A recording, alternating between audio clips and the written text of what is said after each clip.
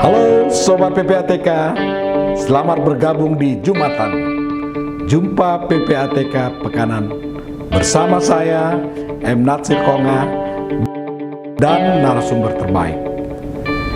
Kita dan kalian semua harus tahu agar terhindar dari tindak pidana pencucian uang dan pendanaan terorisme. Jumatan hanya di channel PPATK Indonesia. Halo Sobat PPATK, kita jumpa lagi di Jumatan. Jumpa PPATK Pekanan bersama saya M. Natsir Konga. Telah hadir dari bincang kita pagi ini Bapak Sofyan Abdul Jalil. Beliau menteri terlama ya setelah era reformasi. Jadi beliau pernah menjadi Menteri Perencanaan Pembangunan Nasional, kemudian Kepala Badan Perencanaan Pembangunan Nasional, Menteri Koordinator Bidang Perekonomian, Menteri Negara Badan Usaha Milik Negara, Menteri Komunikasi dan Informasi, dan sekarang sebagai Menteri Agraria dan Tata Ruang, Kepala Badan Pertahanan Nasional. Pak Sofyan ini selain punya banyak jam terbang dan pengalaman di kebijakan publik dan pelayanan publik, juga beliau sebagai, kalau istilah Pak JK, meminjam istilah Pak JK itu kunci Inggris ya Pak Sofyan ya. Kemana aja bisa. Dan ini buktinya. Dalam 2 periode pemerintahan, beliau menjabat 5 kementerian. Sobat PPATK, dan yang menarik dari Pak Sofyan ini, pada setiap kementerian beliau memimpin, itu selalu melakukan perubahan secara fundamental, tentu ke arah yang lebih baik. Pak Sofyan, sebelum saya mulai pertanyaan, saya ingin menyampaikan apresiasi dan terima kasih dari pimpinan dan kawan-kawan di PPATK yang selama ini telah banyak membantu kerja-kerja PPATK sehingga berjalan secara bagus dan optimal seperti itu Pak Sofyan. Dan terakhir, tim dari ATR BPR dan PPATK membahas tentang MOU, di mana kawan-kawan dari ATR BPR itu cukup sangat membantu dan terbuka. Itu Pak Sofyan ya. Dan pertanyaan kami Pak Sofyan terkait dengan masalah data tanah termasuk apartemen ini Pak. Apakah sudah ada data secara nasional dan terintegrasi? Karena ini sangat penting Pak, di dalam rejim anti pencucian uang, data ini untuk bisa dapat dijadikan sebagai alat bukti dan untuk recovery aset. Mungkin Bapak bisa jelaskan Pak, bagaimana Bapak melakukan pendataan tanah termasuk apartemen secara nasional. Silakan Pak Sofyan. Oke, Pak Nasir, lama nggak ketemu. Iya Pak. Tambah menjadi dan kelihatan tambah muda Pak Nasir ini. Alhamdulillah Pak Sofyan. Pak Nasir dulu waktu saya masih asisten Menteri BUMN, zaman Pak Tanri Abeng sebagai Menteri. Iya Pak. Waktu itu Pak Nasir masih wartawan, sekarang sudah jadi pejabat lama sejak PPATK berdiri kelihatan Pak Nasir join. Iya Pak, 2002 akhir Pak. 2002 akhir ya, saya kemudian menjadi Menteri teh botol kata orang.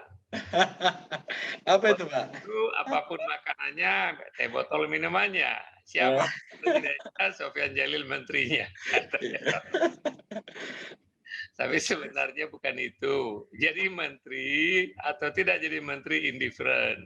Yang penting apa yang bisa kita lakukan, penciptaan nilai tambah dimanapun kita berada. Iya. Saya bersyukur jadi menteri dari berbagai kementerian yang ditunjuk oleh 2 presiden yang berbeda, tapi intinya adalah prinsip saya apa nilai tambah yang bisa saya lakukan dimanapun saya berada.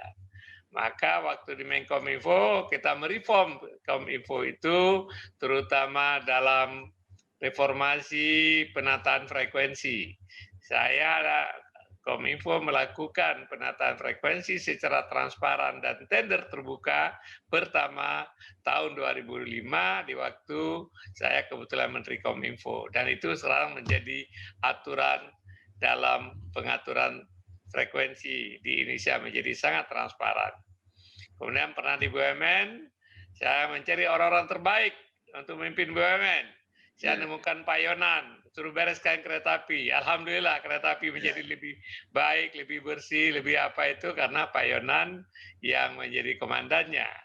Saya salah satu penikmatnya, Pak. Ya. Saya salah satu penikmatnya itu, Pak.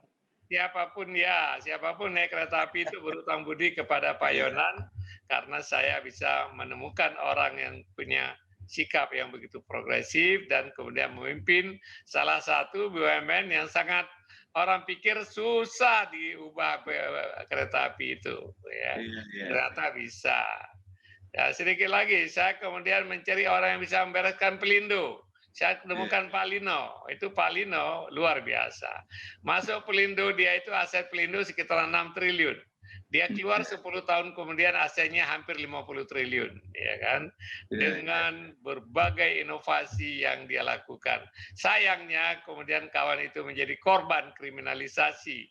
6 tahun ditetapkan sebagai tersangka, tidak diapa-apain, baru kemudian karena nggak enak akhirnya ditersangkakan dan dibawa ke pengadilan.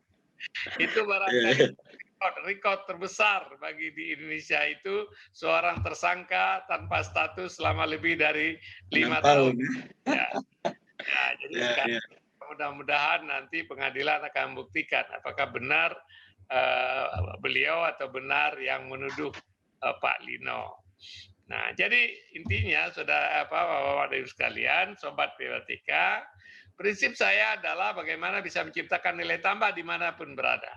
Ya, di birokrasi itu yang penting sekali adalah mereform.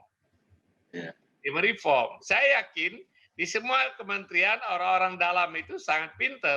Mereka punya jam terbang yang banyak, mereka menguasai masalah-masalah teknis, mereka menguasai nitty-gritty yang terjadi di berbagai kementerian. Nah, peran menteri sebenarnya mudah. Yang pertama adalah dengar, tanyakan apa masalah, kemudian kita mengintegrasi dan kemudian melakukan reformasi. Jadi tugas saya adalah menjadi konduktor. Tapi konduktor dengan sebuah vision. Supaya prinsipnya nilai tambah bagaimana hari ini lebih baik dari hari kemarin. Hari besok harus lebih baik dari hari ini. Jadi itu prinsip yang paling sederhana dari added value atau reform yang kemudian saya alhamdulillah punya kesempatan mereform di berbagai kementerian, termasuk di Kementerian ATR BPN yang selama ini sudah hampir 4 tahun saya di sini. Hampir 5 tahun bahkan. Ya, 4 tahun, 3 tahun periode pertama, hampir 2 tahun periode kedua ini.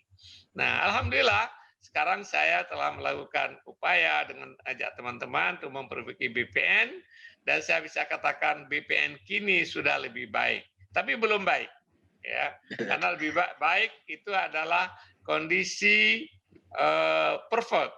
Tapi saya BPN hari ini kini sudah lebih baik dibandingkan dengan kemarin-kemarin, ya. Dan kita bercita-cita bagaimana menjadikan BPN ini menjadi kantor pelayanan publik yang menyangkut pertanahan dan tata ruang yang mudah-mudahan menjadi salah satu kantor yang menjadi model di Indonesia. Itu harapan saya. Pertanyaan Pak Nasir tadi, apakah sudah ada semua data? Kita sedang bangun semua data. Ya, kalau Anda tanya apakah data tanah orang, semua tanah yang sudah terdaftar dan bersertifikat ada, ya, yang sudah terdaftar dan bersertifikat. Tapi itu diketahui sertifikat itu masih sangat terbatas. Di waktu saya masuk ke sini, dari diperkirakan 126 juta bidang tanah yang ada di Indonesia, yang baru bersertifikat sekitar 40 juta. Ya, kemudian kita percepat program sertifikat yang kita sebut dengan program PTSL, pendaftaran tanah sistematik lengkap. Hari ini jumlah sertifikat yang tanah yang sudah bersertifikat barangkali sudah di atas 70 juta. Ya. Karena 2017 saya pindah kemari, dari 800.000 setahun kita tingkatkan target menjadi 5 juta. Alhamdulillah tercapai. 2018 kita nikahkan target lagi. 7 juta, tercapai lebih 9 juta. 2019 target kita naikkan 9 juta. tercapai 11,2 juta. 2020 karena COVID, maka pencapaian berkurang sedikit. Nah, tapi untuk diketahui PTSL itu tidak semua jadi sertifikat, karena apa? Kita daftar sistematik lengkap, desa per desa, tidak ada persil yang tertinggal. Nah, karena kita daftarin lengkap, maka ternyata mungkin ada tanah di sana, tapi pemiliknya nggak ada di tempat. Ada tanah di sana, tapi masih sengketa. Ada tanah di sana, orangnya di luar negeri, dan lain-lain. Tapi kita sudah daftarkan tanah tersebut, walaupun belum semuanya bersertifikat. Kalau Anda tanya kepada saya, apakah semua data pertanahan sudah ada? Belum. Yang sudah bersertifikat ada, ya kan? Nah, yang kedua, apakah semua apartemen ada? Sama juga seperti itu. Apartemen ini ada dua yang ngatur. Yang pertama adalah Kementerian ATR yang menyangkut strata title, ya, menyangkut pemilikan hak milik di atas apartemen, ya, itu di BPN pendaftarannya.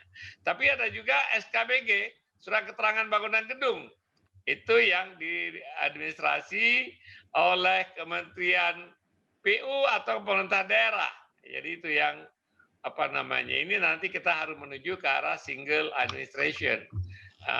Undang-undang OJK mengharapkan akan menuju ke sana. Oleh sebab itu kami terus sedang membangun data pertanahan, data perumahan, ya, data properti lainnya. Sehingga dengan demikian data tersebut bisa kita ketahui tanah ini milik siapa, berapa luasnya, bangunan ini milik siapa, berapa luasnya. Sehingga dengan demikian kalau tujuan dalam rangka mencari siapa pemilik rumah, apakah dibeli dengan harta yang uang yang halal atau yang haram, itu akan lebih mudah. Tapi ini masih perlu waktu, kami sedang terus perbaikin. Kalau semua tanah terdaftar, bahkan orang bisa ngecek sekarang dengan sentuh tanahku dalam sistem KKP kita, komputerisasi data pertanahan, ya. Jadi begitu Pak Nasir, belum semua, tapi kami sedang bangun. Ya, jadi itu cukup strategis Pak Sofen ya, dan pendataan tadi ya, karena memang tipologi pencucian uang ini pelakunya itu masih sangat sederhana melakukan Pak. Menempatkan uang hasil kejahatannya itu masih lebih besar di tanah, rumah, properti yang menggunakan atas nama dirinya, keluarganya, dan bahkan simpanannya. Jadi dia sekaligus menyimpan harta dan juga menyimpan simpanannya di hartanya itu, gitu Pak Sofyan. Ya. Sehingga kalau percepatan data dan sinkronisasi data ini bisa dilakukan secara nasional, ini sangat-sangat membantu rejim anti pencucian uang untuk menekan tingkat kejahatan, dan yang terpenting tadi Pak, lebih cepat penyidik untuk melakukan penyitaan dari aset-aset hasil kejahatan itu. Kira-kira Pak Sofyan, berapa lama waktu yang dibutuhkan untuk bisa mendata tanah, rumah maupun apartemen yang ada ini, Pak? Tanah itu mereka jual wajib ada sertifikat, ya. Tapi masih juga banyak praktek penjualan di bawah tangan.